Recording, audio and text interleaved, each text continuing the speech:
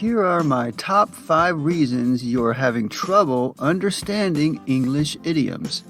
Pay attention to these reasons and these tips, and learning and understanding idioms should become much easier.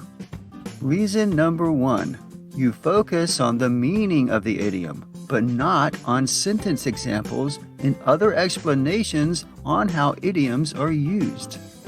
You know, so many English learners only watch the beginning of my videos, and I understand this. See, I give them what they want right off the bat, the meaning. But if they don't pay attention to the sentence examples and other usage notes and even the origin and allusion, they may not really understand the idiom at all. I want you to listen very closely to what I'm about to say.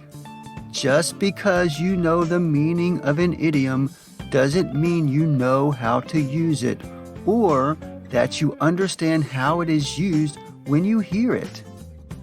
Focus just as much on examples of the idiom being used. The more examples, the better you'll understand.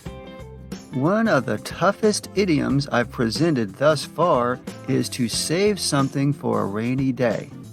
While the meaning seems very simple, to keep something to be used in a time of need, so many members of my Facebook group try to make up their own examples but use the idiom wrong. They thought they understood the idiom because they learned the meaning, but they didn't pay enough attention to the examples and they didn't seek out other examples before they tried their own. This can cause you to habitually use an idiom incorrectly without anybody to ever correct you. Not everybody is a member of my Facebook group. So the result of all this was that they didn't understand how and when the idiom was used. You don't just save anything for a rainy day.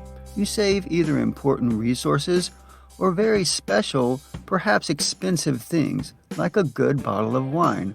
But usually, you save money for a rainy day. The only way to know how native speakers actually use save for a rainy day is to find as many examples of it being used as possible. Reason number 2 is related to reason number 1. If you've been told to immediately start coming up with your own examples after you learn the meaning of an idiom or even a new vocabulary word, you have been told wrong. Immediately trying to make up your own examples, as I said, will likely cause you to use and understand the idiom incorrectly, and you'll have no one to correct you. So before you make up any of your own examples, again, seek out as many examples of the idiom being used as you possibly can. Reason number 3. You think that idioms don't make sense. Many users in my Facebook group and many of my video viewers complain that English idioms don't make any sense. If you come into it thinking that idioms don't make sense, you will be defeated before you even begin. Remember, the idioms of your native language make sense to you. So of course, English idioms make sense to English speakers. One of the biggest misconceptions about idioms, held even by English teachers, is that they do not make any sense. The individual words in an idiom may not help you understand the meaning. These types of idioms are called non-compositional idioms. But the idiom itself has a meaning, and that meaning, of course, makes sense to native speakers. And not all idioms are non-compositional. Some are compositional, meaning that the individual words can have a meaning. They have their own idiomatic meaning. The more you understand about this, the more you'll understand the idiom. Reason number 3. You started learning idioms late. Many English teachers have been taught that students should not be exposed to idioms and that early English learners should avoid using them in order to facilitate learning and communication.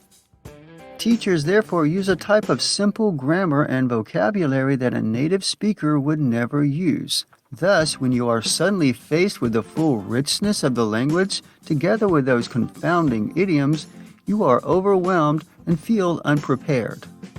English is better taught using the actual phrases, idioms, shortcuts, collocations, etc. that native speakers actually use. Failing this, when you do try to learn idioms such as by watching television shows, it is non-interactive and you cannot practice and get feedback. So start learning idioms as soon as possible and try to integrate them into your understanding sooner rather than later. Reason number 4. Idioms are underrepresented and misrepresented in English learning material. Many EFL teachers do not know many idioms themselves, especially if they are not a native speaker, nor do they know their origin and their real usage. If you want to learn idioms, you need to seek out specialized material and watch the videos I publish on this channel.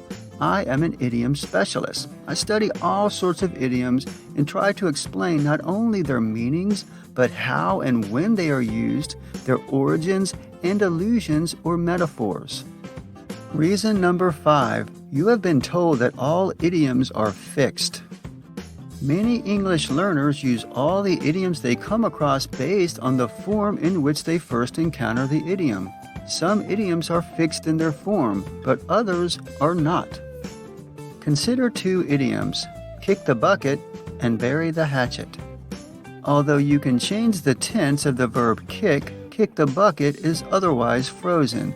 You can't say the bucket was kicked. It's he kicked the bucket, not the bucket was kicked by him. Bury the hatchet is more flexible. They buried the hatchet, or the hatchet was buried years ago.